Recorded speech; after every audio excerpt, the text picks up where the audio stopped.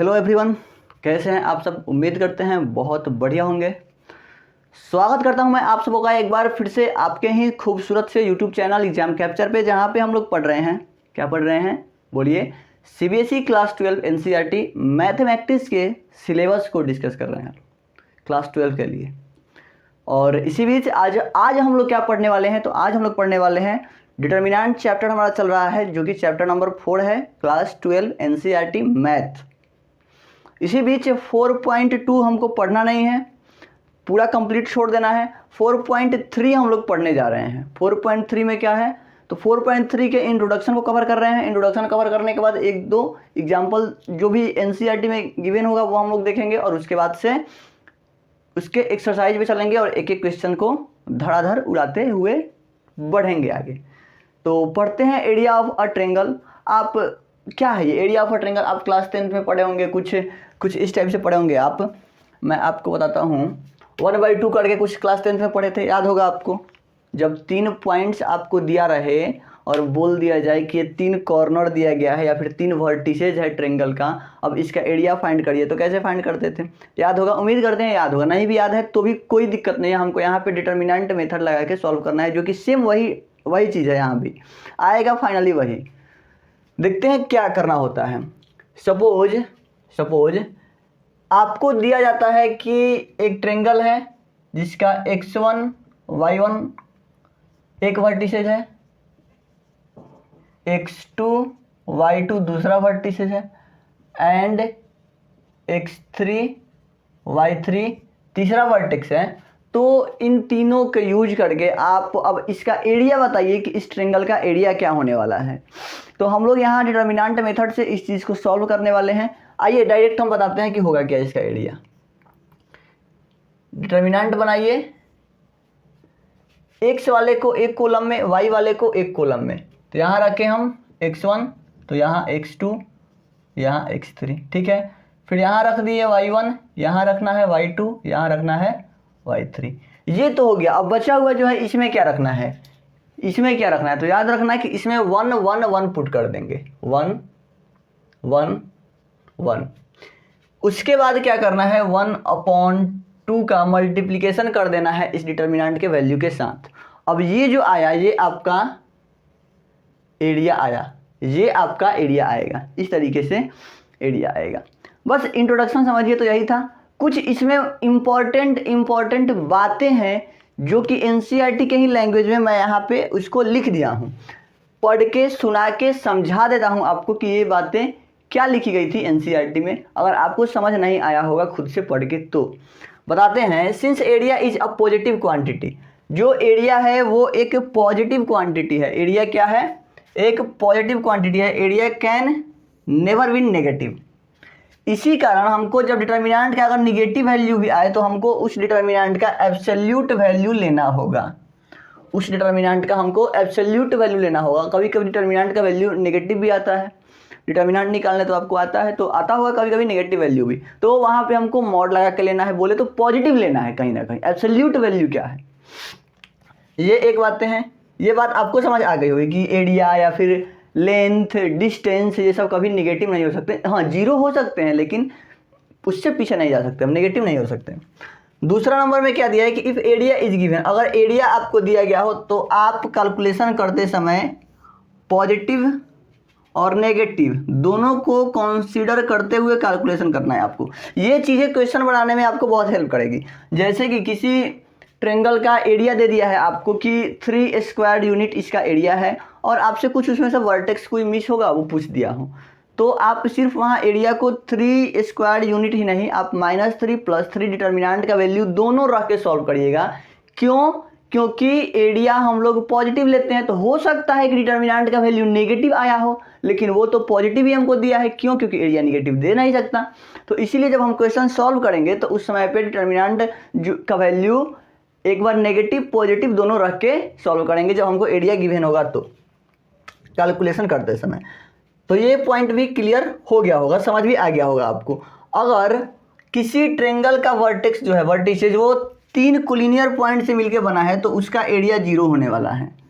अगर एक लाइन है उस लाइन पे 3 पॉइंट दिए हुए हैं, जैसे कि ये 3 पॉइंट है और ये तीनों पॉइंट एक ही लाइन पे होगा तो उसको कोलिनियर बोलेंगे। ठीक है, कोलिनियर समझ आ गया। अगर ये तीनों एक ही लाइन पे होगा तो अगर पूछा जाए कि इसका एरिया क्या होगा, ऑब्वियस है कि 0 होगा एरिया। जब एक लाइन पे है, जब ऐसे कुछ फिगर को बनाया ही नहीं, वो किसी स्पेस को घेरा ही नहीं, तो फिर एरिया कहाँ से आएगा?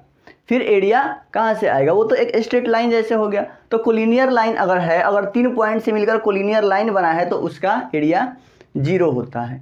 इतनी बातें आपको समझ आ गई होगी। अब मैं इसको इरेज करता हूँ और एनसीईआरटी में गिवन एग्जाम्पल पे चलता हूँ और वहाँ से हम लोग अच्छे से इसी कॉन्सेप्ट को और तगड़े तरीके से सीखते हैं। उम्मीद करते हैं यहाँ पे अप्रॉक्स आपको 20% समझ आ गया होगा। अप्रॉक्स आपको 80% तक समझ आ जाएगा जब हम आपको एग्जाम्पल इसी कॉन्सेप्ट पे, इसी सारे कॉन्सेप्ट पे करके दिखाएंगे। और 100% तो तब होगा जब आप खुद से एनसीईआरटी में गिवन एक्सरसाइज को सॉल्व करेंगे। तो चलिए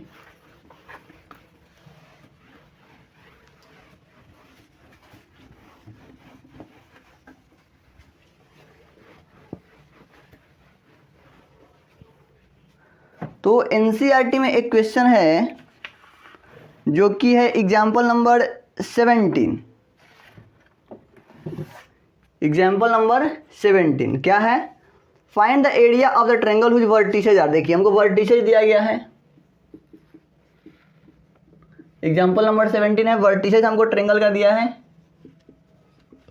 3 8 -4 2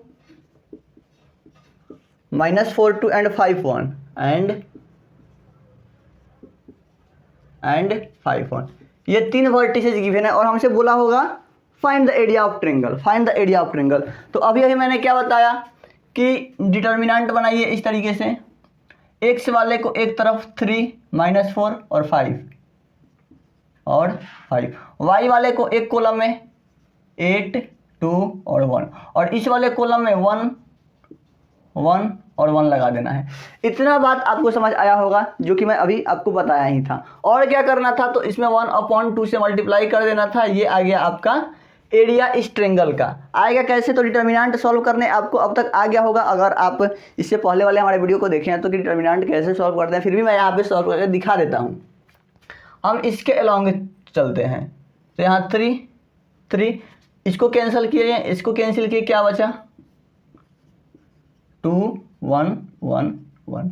फिर यहाँ पे नेगेटिव लगता है। क्यों लगता है? क्योंकि ये 1 2 एलिमेंट है और 1 + 2 क्या होता है? ऑड होता है और ऑड आता है तो हम लोग नेगेटिव साइन लेते हैं। तो 8 वाले कॉलम को और 8 वाले रो को डिलीट करेंगे तो -4 1 5 और 1 आया। फिर चलते हैं 1 के पास। यहाँ पे क्या आया? इसको डिलीट किए, इसको डिलीट किए, -4 2 5 1 -4 2 5 1 ये आया। और यहाँ 1/2 से मल्टीप्लाई कराना था तो पूरे इस क्वांटिटी में 1/2 से मल्टीप्लाई मैं करा दिया। इसको सॉल्व करिए। 2 1 जा 2 -1 -8 -4 -5 +1 -4 -5 2 जा 10 और इस सब में होल क्वांटिटी में 1/2 से मल्टीप्लाई कराना था। फिर 2 - 1 1 1 × 3 3 5 4 9 9 8 जा 72 प्लस का 72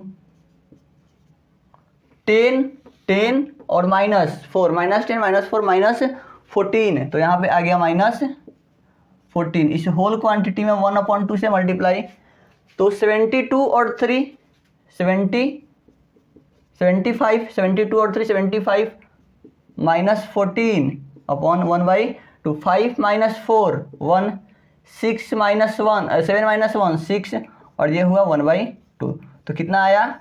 61/2 स्क्वायर यूनिट। ये स्क्वायर यूनिट लगाना नहीं भूलिएगा, एग्जाम में इसके भी मार्क्स कट जाते हैं। आप सीबीएसई वाले हैं, आप में स्टेप मार्किंग होती है, आपको दिखाना पड़ता है सब कुछ लिख के, स्टेप बाय स्टेप आपको मार्क्स मिलते हैं। तो इसका भी मार्क्स आपको मिलता है, तो ये लिखना नहीं भूलिएगा जब भी एरिया फाइंड करने का आए। तो उम्मीद करते हैं कि यहाँ तक आपको समझ आ गया होगा। समझ आ गया है तो बोलो, क्या बोलो? कुछ नहीं बोलो। इसको नोट करिए, इसको नोट करिए आराम से। बढ़ते हैं आगे बढ़ते हैं आगे। नेक्स्ट एग्जाम्पल जो दिया है नोट कर लिए होंगे।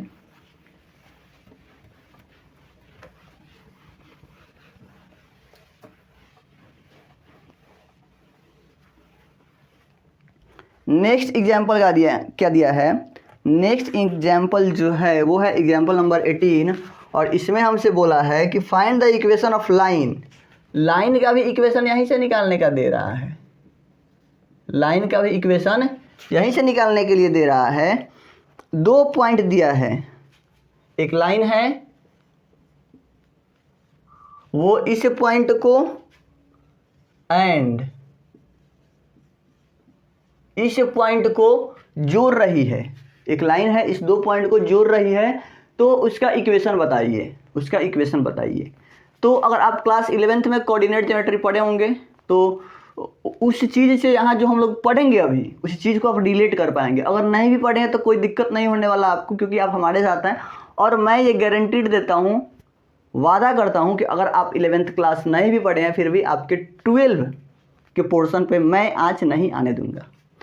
तो चलिए देखते हैं कि यहाँ पे क्या होने वाला है या फिर कैसे फाइंड करते हैं। क्वेश्चन में और बोला है, पहले इतना क्वेश्चन को सॉल्व करते हैं।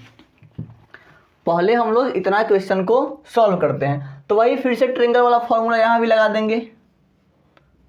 1/2 डिटर्मिनेंट 1 3 0 0 और यहाँ पे 1 लगाते हैं, यहाँ पे 1 लगाते हैं। यहाँ पे क्या लिखें, तो इक्वेशन जो है वो तो कहीं ना कहीं एक्स वाई के फॉर्मेट में ही आएगा। तो इसी चीज़ को याद कर लो, रट लो, चाहे जैसे हो दिमाग में बैठा लो कि जब लाइन का इक्वेशन आए तो इस तरीके से एरिया जैसे ट्रायंगल का निकलता था वैसे लिखेंगे।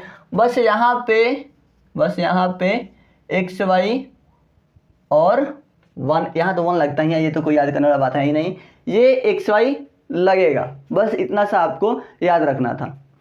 अब इसका वैल्यू सिर्फ फाइंड कर दो और इसको 0 से इक्वेट करना है। इसको 0 से, वहाँ एरिया को हम लोग 0 से इक्वेट नहीं कर देते, लेकिन इसको करेंगे क्योंकि ये एक लाइन है और लाइन का एरिया नहीं होता, लाइन का एरिया नहीं होता, उसका लेंथ होता है। तो अगर ये एरिया है तो एरिया तो 0 आएगा, ये तो हमको पता है, ये हमको पता है। आओ आगे देखते हैं। अब इसी चीज़ को सिर्फ सॉल्व कर दो, वो तुम्हारा क्या दे देगा, इस लाइन का इक्वेशन दे देगा। तो इस डिटर्मिनेंट को सॉल्व करते हैं। इस 1/2 को तो हटा ही दो, यहाँ से कोई मतलब रखता नहीं, इधर भेज दो, इसको खत्म हो गया, वो 0 के साथ मल्टीप्लाई करके खत्म हो गया। बचा का ये वाला बच गया। इसमें हम लोग इसके अलोंग अपने डिटर्मिनेंट को एक्सपेंड करेंगे। क्योंकि हम लोग सीखे हैं कि जिस रो या फिर जिस कॉलम में ज़्यादा 0 हो उसके अलोंग करने से जल्दी एक्सपेंशन हो जाता है, डिटर्मिनेंट का वैल्यू जल्दी फाइंड हो जाता है। तो इसीलिए हम इसके अलोंग कर रहे हैं। ये 0 ये बच गया 1। और ये कौन सा एलिमेंट है, 2 3 वाला। 2 3 मतलब 5 मतलब ऑड मतलब नेगेटिव, तो यहाँ नेगेटिव लगने वाला है। और 1 इसके रो को डिलीट किया, इसके कॉलम को डिलीट किया, क्या बचा 1 3 xy 1 3 xy और ये टोटल है 0 के इक्वल। तो -1 into y minus 3x equal to 0। यहाँ से क्या हुआ -y plus 3x equal to 0। तो इक्वेशन क्या बना हमारा, y equal to 3x। Equation क्या बना हमारा, y इक्वल टू 3x। फटाफट नोट करो, इस चीज़ को याद कर लेना कि ये लाइन का इक्वेशन कैसे फाइंड किए हैं। लिखने का तरीका क्या होता है, थोड़ा सा ट्रायंगल से डिफरेंट होता है ये तरीका, थोड़ा सा, एकदम थोड़ा सा, बस ये एक्स वाई इसमें एक्स्ट्रा आया है। एक्स वाई 0 क्यों रखे हैं, क्योंकि ये लाइन है और लाइन का कभी एरिया निकलता नहीं है। तो एरिया अगर का फार्मूला हम रखे हैं तो इस फार्मूला में एरिया का वैल्यू 0 रहेगा। सिंपल सा बात है, इतना तो समझ आ रहा होगा। इसी में नेक्स्ट पार्ट क्या दिया है, नेक्स्ट पार्ट दिया है कि अगर ये 2 है और एक और कोऑर्डिनेट इसमें दे दिया है, एक और कोऑर्डिनेट D, एक और कोऑर्डिनेट है D K0 और ये तीनों A B और D मिलके एक ट्रायंगल का फॉर्मेशन कर रहे हैं जिसका एरिया 3 स्क्वायर यूनिट है। 3 स्क्वायर यूनिट है। तो हमको बताना है कि वो K का वैल्यू क्या होगा। ये कौन सा पॉइंट है, ये K का वैल्यू क्या होगा। तो बनाते हैं क्या बताए थे कि जब एरिया दे और कैलकुलेशन करना हो तो एरिया को हम लोग पॉजिटिव भी लेके चलेंगे एक बार नेगेटिव भी लेके चलेंगे, दोनों लेके चलते हैं। लेकिन जब हमसे एरिया पूछे तो सिर्फ पॉजिटिव एरिया बताते हैं, क्योंकि एरिया कभी नेगेटिव नहीं हो सकता। तो एरिया यहाँ लिखते हैं 1/2, ये 1 3 0 0 और ये k 0 और यहाँ 1 यहाँ 1 यहाँ 1। ये कितना के इक्वल है? तो +-3 के इक्वल। एक बार हम प्लस लेके चलेंगे, एक बार माइनस लेके चलेंगे। यहाँ से सॉल्व करते हैं, ये 1/2 को बाहर रखते हैं और इसके अलोंग जब हम एक्सपेंड करेंगे तो आएगा -1 1 3 के 0। ये जो है एक बार तो होगा +3 के इक्वल और यही सेम क्वांटिटी एक बार होने वाला है -3 के इक्वल। यहाँ से सॉल्व करेंगे तो ये 3 2 6, 3 2 6, ये 2 1/2 इधर जाके 6 बना लिया और यहाँ क्या हुआ तो -1 0 -3 के इक्वल टू 6, ये बन गया 3 के, तो 3 के इक्वल टू 6, तो k इक्वल टू 2, यहाँ से k इक्वल टू 2 और यहाँ से ये भी -6, ये इधर जाके -6 और यहाँ से ये क्या आया -1 0 3 के इक्वल टू -6, 3 के इक्वल टू -6, तो k इक्वल टू -2, k का वैल्यू 2 आया। क्या आया तो k इक्वल टू +-2, k का दो वैल्यू आया है, एक +2 एक -2। उम्मीद करते हैं कि जो कॉन्सेप्ट पढ़े थे वो अब आपको 80% तक समझ आ गया होगा। क्यों? क्योंकि जितने कॉन्सेप्ट पढ़े थे उन सबका अप्लाई यहाँ पे हो गया है। बस एक कॉन्सेप्ट को छोड़कर जो कोलिनियर वाला था उसको हम एक्सरसाइज में क्वेश्चन देखते समय वो भी कॉन्सेप्ट क्लियर कर लेंगे क्वेश्चन के थ्रू। इसको फटाफट से नोट करिए क्योंकि फटाफट से मैं बोर्ड इरेज करने वाला हूँ। चलिए, उम्मीद करते हैं नोट कर लिए होंगे, नहीं भी किए हैं तो स्क्रीनशॉट खिंचिक से लीजिए, खिंचिक से एकदम। और हम लोग अब बढ़ते हैं एक्सरसाइज पे।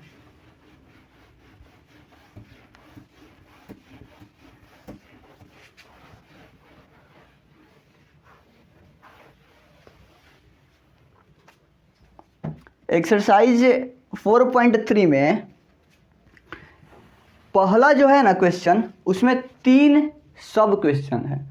तो 3 में से मन तो है कि तीनों छोड़ दें, आप बनाइए, क्योंकि इस पे एग्जाम्पल नंबर 17 जो हम लोग बनाए हैं सेम वही वाला क्वेश्चन है ये तीनों। लेकिन फिर भी एक बना देता हूं मैं, जो बच्चे बहुत ज़्यादा वीक है थोड़ा वो देख लें कैसे क्वेश्चन बनेगा। ये एरिया फाइंड करना है, 1 का 1 नंबर हम बना देते हैं, 106043, 106043। तो यहाँ लगाइए 1/2 डिटर्मिनेंट 106043 और यहाँ पे 1 1 1। अब देखिए यहाँ पे ज़्यादा जीरो है तो इसके अलोंग एक्सपेंड कर देंगे, मतलब ये जीरो बचा, ये 3 के आगे प्लस की माइनस, तो माइनस, क्योंकि 3 2 एलिमेंट है, 3 2 तो 3 2 5 आया ऑड। बात समझ गए? तो -3 और इसको कैंसिल किए, इसको भी कैंसिल किए, क्योंकि जिस रो में जिस कॉलम में होता है उसको कैंसिल कर देते हैं। बचा क्या 1161, 1161।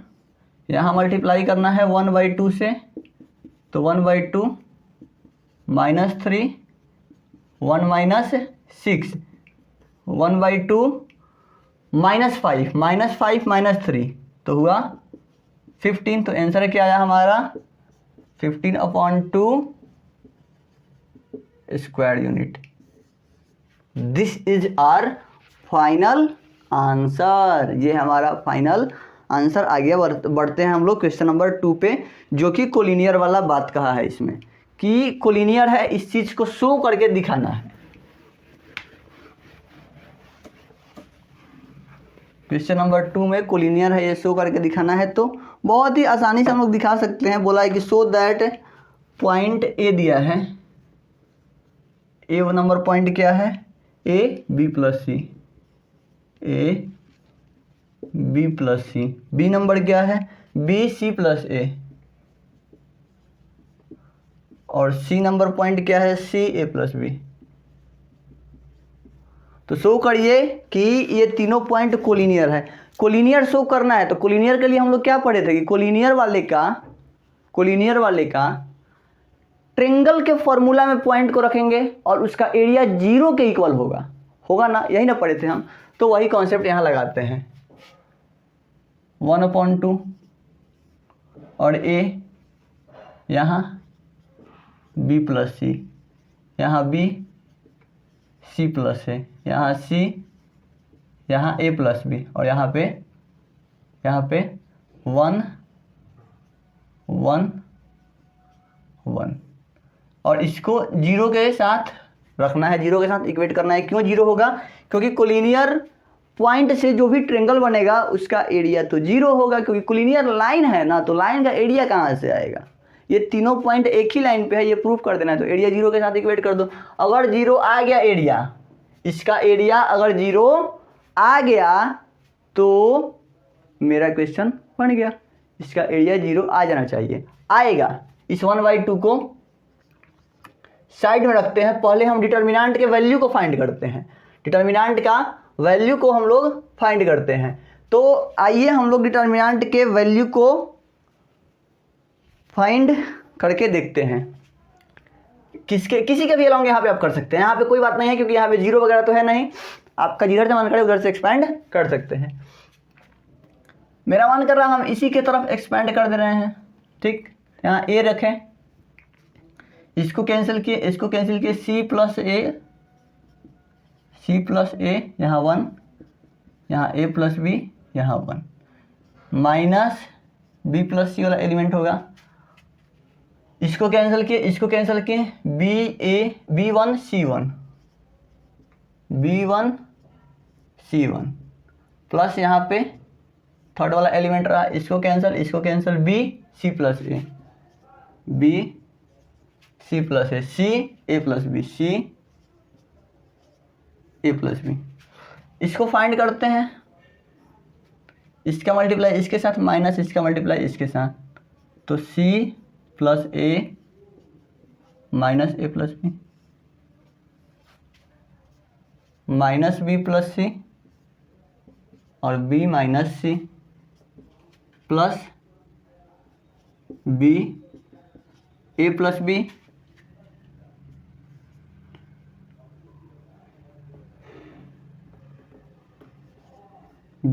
a plus b minus c plus है। इस चीज़ को सॉल्व करते हैं, फिर से इसको एक एक करके अलग करते हैं। a c plus a minus a और माइनस b माइनस ये देखो b plus c b minus c, तो b square minus c square, तो हुआ b square minus c square, लेकिन ब्रैकेट के अंदर, क्योंकि यहाँ पे माइनस है तो इसको ब्रैकेट के अंदर रखते हैं, प्लस इसका मल्टीप्लिकेशन करा देते हैं, ba plus b square minus c square minus ac। इसको भी एक्सपेंड कर देते हैं, पूरा हो गया ac plus a square minus a square minus ab minus b square plus ये माइनस c स्क्वायर प्लस में plus ba plus b square minus c square minus ac, ये माइनस ac और ये प्लस ac खत्म हो गया, ये a square plus ये माइनस खत्म हो गया, ये माइनस ab और ये प्लस ab खत्म हो गया, ये माइनस b स्क्वायर ये प्लस b स्क्वायर खत्म हो गया, ये प्लस c स्क्वायर ये माइनस c स्क्वायर खत्म हो गया। आया क्या? 0 और इस 1/2 से मल्टीप्लाई कराना है, तो 1/2 multiplied by 0 equal to 0। Answer 0 आया क्या? जी हाँ आया। इसका मतलब क्या कि एरिया 0 के इक्वल है, और 0 के इक्वल एरिया कब होता है? जब तीनों पॉइंट कोलिनियर हो तब। फटाफट से इसको नोट करो, फटाफट से, एकदम जल्दी, बहुत ही तेजी के साथ। इरेज करते हैं बोर्ड को, बढ़ते हैं आगे की तरफ। नहीं नोट कर पाए हैं, स्क्रीनशॉट ले लीजिए फटाफट से।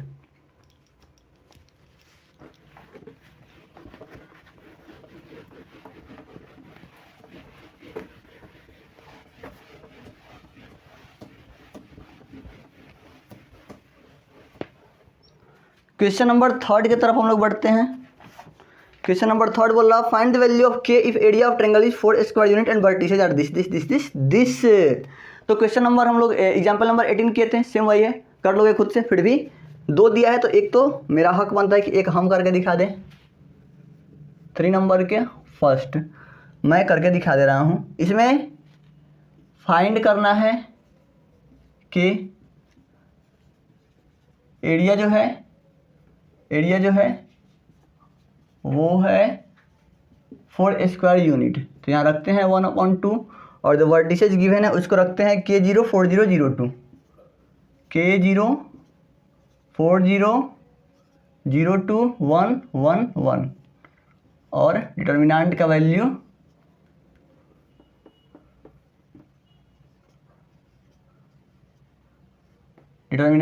यहाँ पे दिया है प्लस माइनस 4। डिटर्मिनेंट नहीं, इसके एरिया का वैल्यू 4 दिया है तो हम सॉल्व करते समय प्लस माइनस 4 लेंगे, बता दिए थे आपको। चलिए इसको सॉल्व करते हैं। इस 1/2 को रखते हैं बाहर, फिलहाल के लिए बाहर रखते हैं। अभी इसको सॉल्व करते हैं तो यहाँ क्या होने वाला है के नहीं, यहाँ पे हम किसके अलॉन्ग एक्सपेंड करेंगे, ध्यान देना, इसके अलॉन्ग। क्यों इसके अलॉन्ग एक्सपेंड करेंगे? क्योंकि यहाँ पे 0 ज़्यादा है, एक्सपेंशन जल्दी हो पाएगा। तो ये खत्म बचा ये 2 आ रहा है या नहीं समझ में? आ रहा होगा, उम्मीद करते हैं आ रहा होगा। ये 2 रहा, इसके आगे माइनस लगेगा। क्यों? क्योंकि ऑड प्लेसेस ऑक्यूपाई कर रहा है ये, सही है। इसको कैंसिल कर दिए, इसको कैंसिल किए, K1 आया। यहाँ मल्टीप्लाई करना था 1/2 से और इसको एक बार +4 और इसी चीज़ को एक बार -4 के इक्वल रख लेंगे। ये 2 से 2 कट गया, ये 2 से 2 कट गया। यहाँ क्या आया? K -4 = +4 और यहाँ क्या आया? यहाँ भी K -4 = -4। तो यहाँ से हुआ K + 4 = 4 K + 4 = 4 और यहाँ से हुआ -K + 4 = -4। यहाँ से हुआ -K = -8 तो K = 8 और यहाँ से क्या आया? 4 से 4 कैंसिल हुआ, K का वैल्यू 0। तो या तो K 0 आ सकता है या तो K 8 आ सकता है। 2 वैल्यू पॉसिबल है यहाँ पे। फटाफट से क्वेश्चन को नोट करिए, अच्छा क्वेश्चन है। वैसे काफ़ी बच्चे बना भी लिए होंगे, जिन्होंने नहीं बनाया है वो इसको वीडियो को यहाँ पे पॉज करके या फिर स्क्रीनशॉट लेके फटाफट से नोट कर ले। हम लोग बढ़ते हैं अब आगे क्वेश्चन नंबर 4 पे। वहाँ भी 2 क्वेश्चन दिया हुआ है, हम करेंगे 1 क्वेश्चन, आप करिएगा 1 क्वेश्चन, बात बराबर।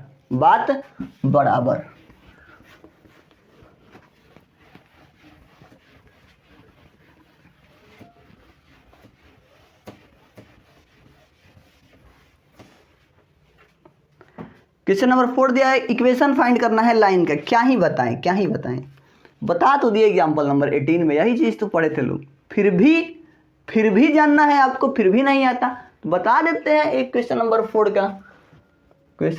का 1 नंबर हम बताएंगे, 2 नंबर आप बनाइएगा। 1 नंबर हम बताएंगे, 2 नंबर आप बनाइएगा। 1 2 और 3 6 दिया हुआ है पॉइंट।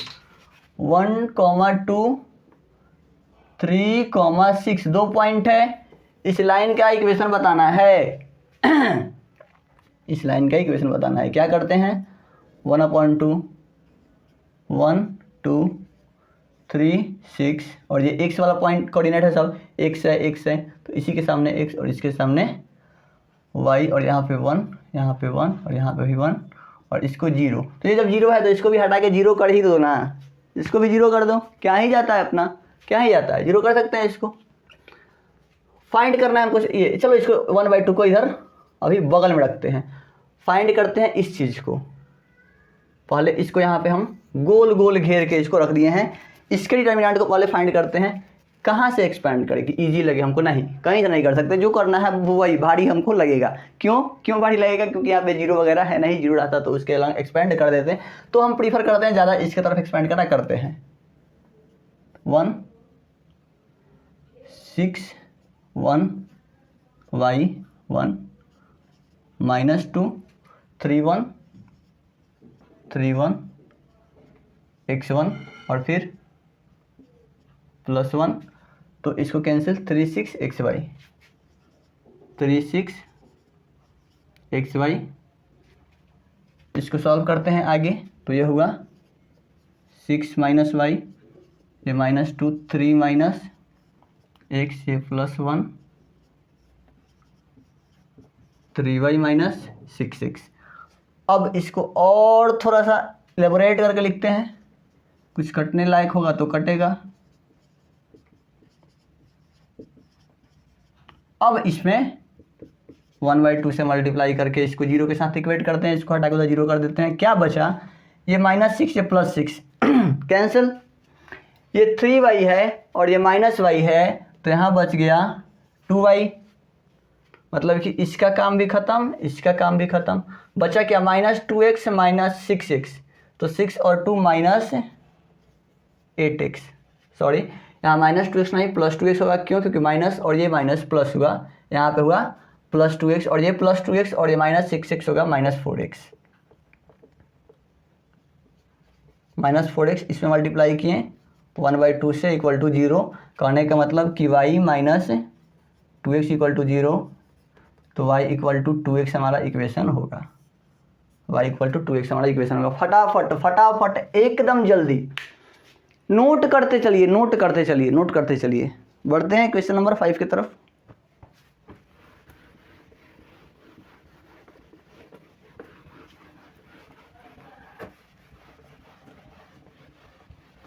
क्वेश्चन नंबर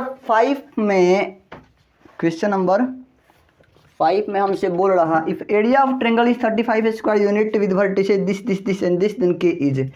आपको वर्टिसेज दिया गया है, वर्टिसेज दिया गया है 2, -6, दूसरा वर्टिसेज 5, 4, तीसरा वर्टिसेज k, 4। आपको k फाइंड करना है। अगर एरिया 35 स्क्वायर यूनिट गिवन है तो आपको क्या बताना है, k का वैल्यू। तो अब तो आपको आ गया होगा ये चीज़ है, 2 -6, 5, 4, k, 4, 1, 1, 1। इसको रखते हैं ±35 के इक्वल, 35 के इक्वल। 1/2 को इधर साइड कर देते हैं। फिलहाल के लिए बढ़ते हैं इसके एक्सपेंशन की तरफ। उम्मीद करते हैं एक्सपेंशन आपको बहुत अच्छे से आता होगा। नहीं आता तो सीखो ना, यहाँ से मैं कैसे कर रहा हूँ, सीखो यहीं से। इसको कैंसिल किए, इसको कैंसिल किए, 4 1 4 1 4 1 4 1 +6 होगा। क्यों होगा, क्योंकि माइनस यहाँ पे है और माइनस इस पोजीशन पे लगता है, पोजीशन पे माइनस लगता है और यहाँ पे माइनस ऑलरेडी है, दोनों मिलके हो गया +6, दोनों मिलके हो गया +6। ये कैंसिल, क्योंकि जिस कॉलम में जिस रो में होता है उसको कैंसिल करते हैं। बचा गया 5 1 k 1, 5 1 k 1 यहाँ +1, फिर 5 4 k 4, 5 4 k 4, ये हुआ ±35 के इक्वल। इसको सॉल्व करते हैं तो आया 2 4 -4 4 -4 +6 5 k +1 5 4 20 20 -4 के इक्वल टू ±35। यहाँ से तो 0 हो गया, 4 -4 0 × 2 0। यहाँ से क्या आया, 6 5 जा 30 -6 के +20 -4 के इक्वल टू ±35। यहाँ से क्या है, 30 + 2 50 -6 और 4 10 के इक्वल टू ±35। अब ये 1/2 का मल्टीप्लाई करा देते हैं यहाँ पे। अब इस 1/2 का मल्टीप्लाई करा देते हैं, कराएंगे तो आएगा 25 -5 के एक बार 35 के इक्वल और 25 -5 के -35 के इक्वल। इसको सॉल्व किए, यहाँ से क्या आया, 5k का वैल्यू, यहाँ से 5k का वैल्यू आया कितना आया यहाँ से, 5 का वैल्यू आया -10, 5 का वैल्यू आया -10, तो k का वैल्यू यहाँ से कितना आया -2।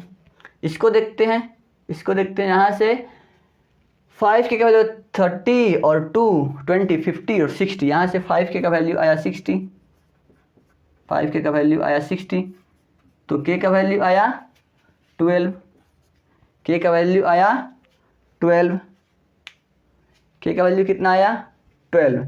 तो यहाँ से -2 भी आया 12 भी आया, मतलब कि ऑप्शन नंबर डी जो है वो आपका करेक्ट होने वाला है। ऑप्शन नंबर डी जो है वो आपका करेक्ट होने वाला है। तो यहाँ पे हमारा इंट्रोडक्शन वाला पार्ट पूरा कंप्लीट होता है।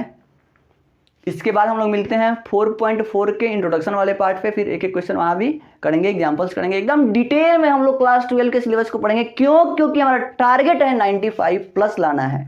एनसीईआरटी को बहुत ही डिटेल से पढ़ेंगे, एक चीज़ नहीं छोड़ेंगे एनसीईआरटी में। देखते हैं कहाँ से क्वेश्चंस आते हैं बोर्ड एग्जाम्स में। आप बस हमारे साथ ईमानदारी से पढ़िए, जुड़े रहिए हमारे साथ अंत तक, जब तक ये हमारा सेशन चलता है, आपके एग्ज़ाम तक चलेगा, और एग्ज़ाम तक आप हमारे साथ जुड़े रहिए और फिर देखिए क्या रिजल्ट आता है आपका।